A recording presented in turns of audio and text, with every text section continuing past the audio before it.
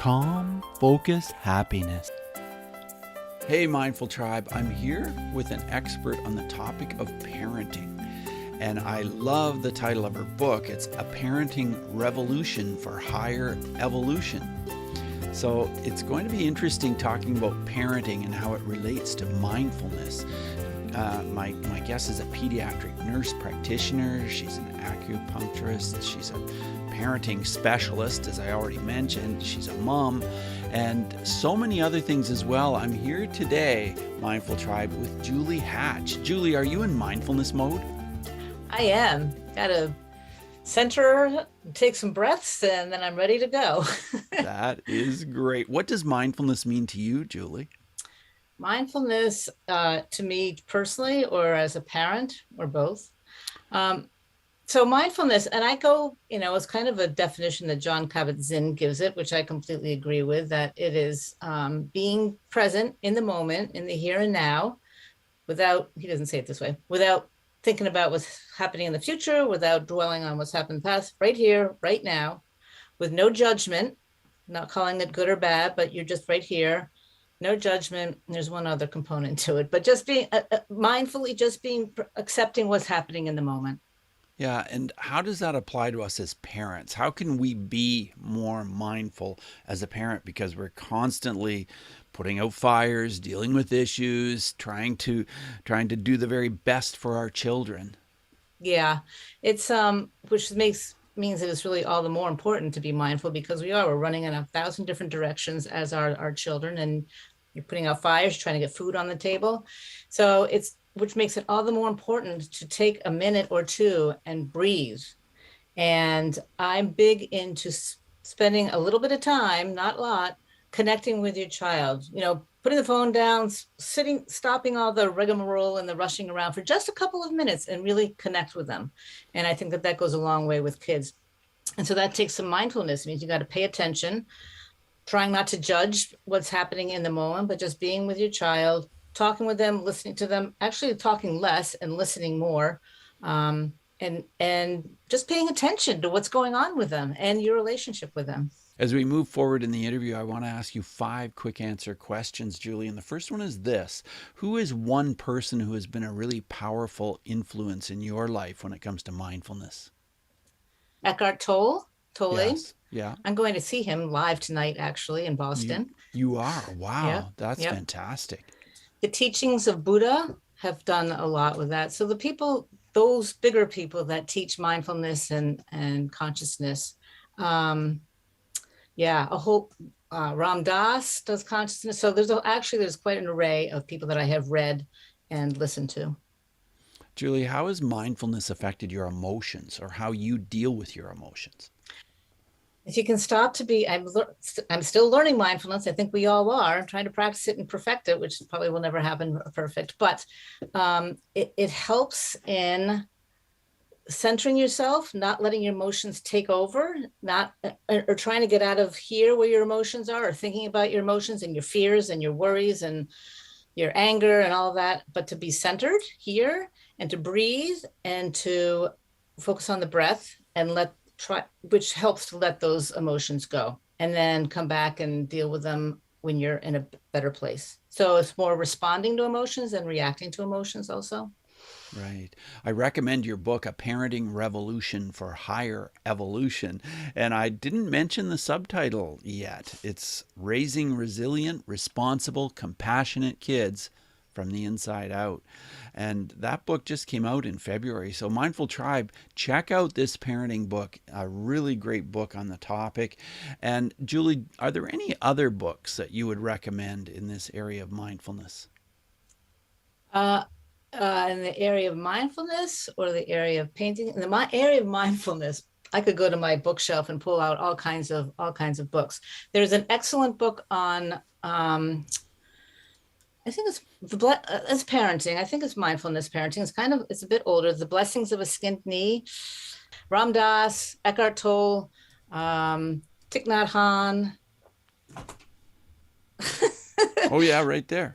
Yep. I mean, I've got So those are the ones that come to mind. Yeah, The Blessing of a Skinned Knee is by Wendy Mogul. Mogul. That's right. Right. Yeah.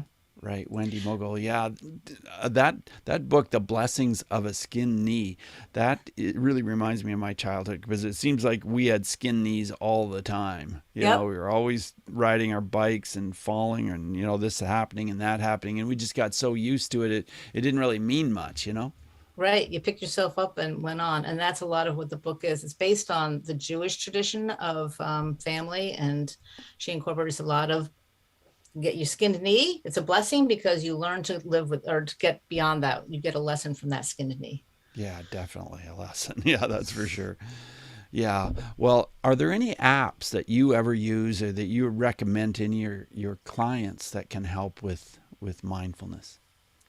I think there's one called Breathe. And again, I think that just going back to the breath, I've just started doing a an online program with a Buddhist teacher who's all about breathing. And the whole thing, the whole course is on breathing. I only just started, so I can't tell you everything that it says, but the breath has any app that uses breathing and teaches you how to just close your eyes and breathe and pay attention to the breathing. And it takes practice. At first, you're even when the app is talking to you, you're hearing all the chatter in your head, but with practice, they teach you, you learn how to go back to your breath. And that's the fundamentals, I think, of mindfulness, or one of the basics.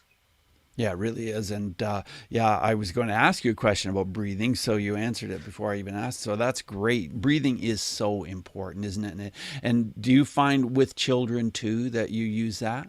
Oh yeah, definitely. You can teach them to, you can teach it with fun games about how to breathe into their belly and blow the dandelion seeds. And so, yeah, there's many ways or there are some ways that kids can have fun or blowing bubbles and having the bubbles come out and using their imagination. They're great at it. They've got a great imagination. They'll Yeah, go with that a whole lot easier than adults will.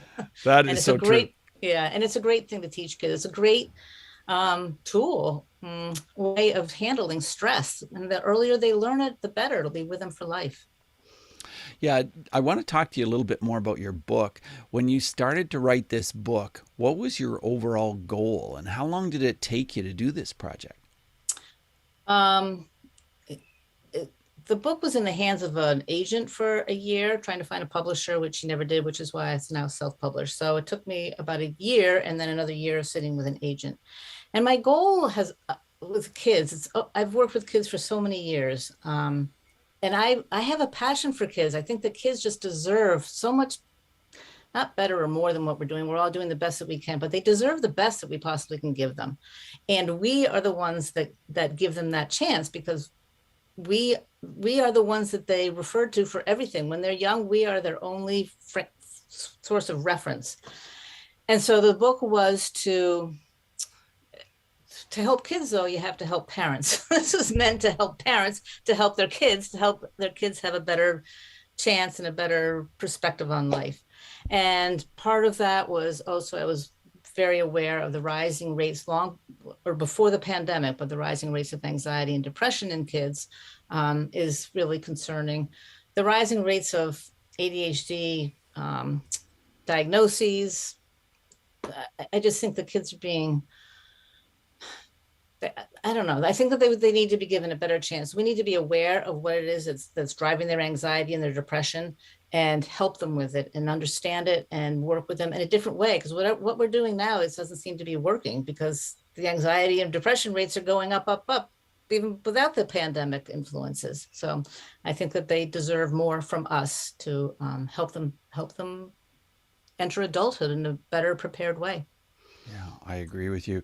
I know that you help parents and you coach parents. And can you share a story? I know that confidentiality is huge, but can you share any kind of story with someone you've worked with that you've taken them from one point in their parenting to a new place?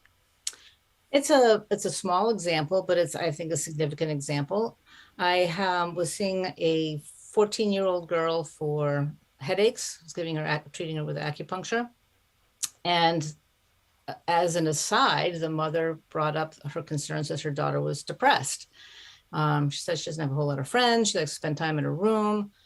And so she was really concerned about that. So I went into the 5 elements with her. And her mother was what I would call a fire type, where she's really outgoing. loves to be around people, is active going, party, well, not, yeah, party socialization. That's the way she was. And her daughter was a water type. And a water type is a really deep thinker, philosophical, artistic, likes to be alone, does not like to be around a lot of people at all. That stresses them out.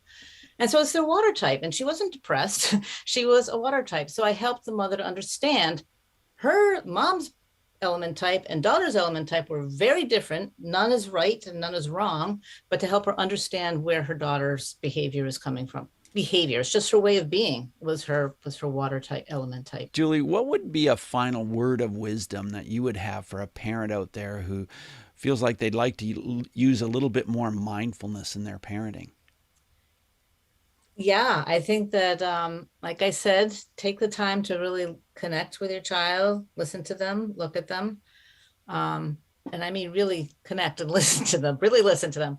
But I think even more so is mindfully taking a breath and relaxing and lighten up a little bit and step back and play with your kids. Play more and yell less, and just sort of pay attention to how you sound, how you're being. And it's all really important. Parenting, I think, is the most important thing in the world, but yet we don't have to be all rigid about it, but relax, take a breath, enjoy it, enjoy your kids, because it happens, it's gone before you know it. The time is over. They're out the door into adulthood before you know it. So it's really important to lighten up and enjoy it, or try to. I really like that. Play more and yell less. That's awesome. And just use as much compassion as you possibly can. That's what I think too. So thank you so much for being on Mindfulness Mode today, Julie. Well, thank you, Bruce. It's been a pleasure being here. Thanks so much. Bye now. Bye-bye. Hey, Mindful Tribe. Are you experiencing anxiety? Are you experiencing stress and tension and feeling as though, it's just difficult to move on? That describes the clients I work with. Clients who have had an awful lot of problem with anxiety and stress, and maybe some kind of habits that are holding them back. And through hypnosis, we get to the bottom of it. We get right in there and we talk about it. But with hypnosis, we get right into what is causing some of this in your subconscious mind, because your subconscious mind represents about 90 to 95% of your thoughts. And you don't even realize what those thoughts are much of the time. And through hypnosis, we can get in there and we can work at this. Doesn't mean we're going to change what's going on in your subconscious mind. It means we're going to become more aware of it and then deal with it and think of it differently in the conscious mind. And I am so happy to have helped so many people with their anxiety through hypnosis and coaching. And you could be the next person. If you're listening to this episode and you would like to let go of some of this anxiety, send me an email, bruce@mindfulnessmode.com. Put coaching session in the subject line. Coaching session, send it to bruce@mindfulnessmode.com. And I would love to have you on a Zoom call for a free session where we can talk about what's going on and what's happening and how can I help you. Because that's one thing I truly know about myself, is that I really love helping other people, and I would love to help you. So thanks for listening. Take what we've learned today to reach new heights of calm, focus, and happiness. Stay in the mode.